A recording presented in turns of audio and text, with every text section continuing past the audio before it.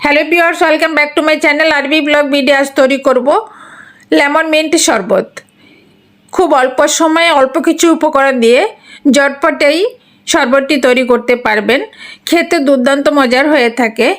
কম বেশি সকলেই এই শরবতটি তৈরি করতে পারেন। আমি আমার মতো করে তৈরি করার চেষ্টা করছি। তো চলুন মূল রেসিপিতে চলে যাই। শরবত তৈরি করার জন্য আমাদের লাগবে আইস কিউব, লেবু, টক দই, পুদিনা পাতা, ফ্রেশ পুদিনা পাতা নিয়েছি আমি, বিট লবণ আর ঠান্ডা পানি। এরপর মিক্সিং বলে নিয়ে নিচ্ছি 2 টেবিল চামচ টক দই। আমি 2 গ্লাস পরিমাণ তৈরি করব, তাই 2 টেবিল চামচ টক দই নিয়েছি। এখন একটা হ্যান্ড উইচ দিয়ে খুব ভালোভাবে বিট করে নেব। দইটা বিট করা হয়ে গেছে, এখন এক সাইডে রেখে দিব। তারপর পুদিনা পাতাগুলো থেতো করে নেব। এখানে আমি ফ্রেশ একদম কচি দেখে পুদিনা পাতাগুলো নিয়েছি, কচি পাতাগুলো। চাইলে আপনারা একসাথে সব কিছু ব্লেন্ডারও দিতে পারেন। আমি এখানে কচি পাতা, ব্লেন্ডার দিতে হবে না, এমনিতে এগুলো জুস বেরিয়ে যাবে। দেখতে পাচ্ছেন খুব সহজেই এগুলো থেতো হয়ে গেছে একদম। তারপর আগে থেকে বিট করে রাখা টক দইয়ের মধ্যে 2 কাপ পরিমাণ ঠান্ডা পানি দিয়ে দিচ্ছি। এখন খুব ভালোভাবে পানির সাথে দইটা মিক্স করে নেব। এরপর দিয়ে দিব থেতো করা পুদিনা পাতা, দিয়ে আবারও খুব ভালোভাবে মিক্স করে নিতে হবে। তারপর দিব লেবুর রস। আমি একটা লেবুর অর্ধেকটা লেবুর রস এখানে দিচ্ছি। 2 গ্লাস পরিমাণ আমি সব কিছু উপকরণ এখানে দিচ্ছি। আপনারা বেশি করতে চাইলে সব কিছু একটু বাড়িয়ে দিবেন তখন।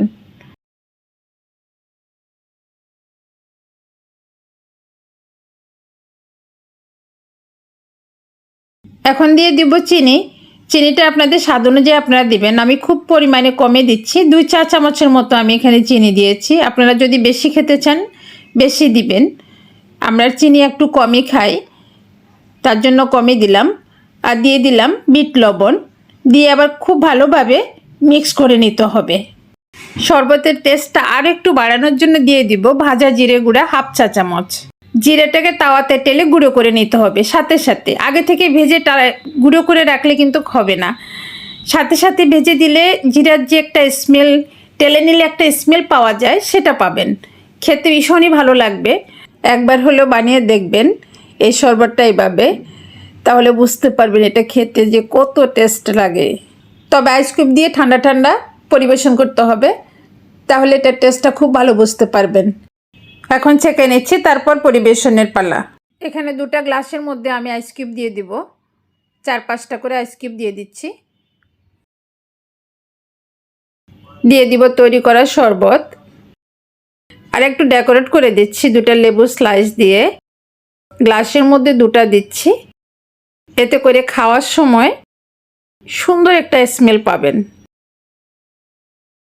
আর 2টো স্লাইস করে 2টা গ্লাসের মধ্যে লাগিয়ে দিচ্ছি।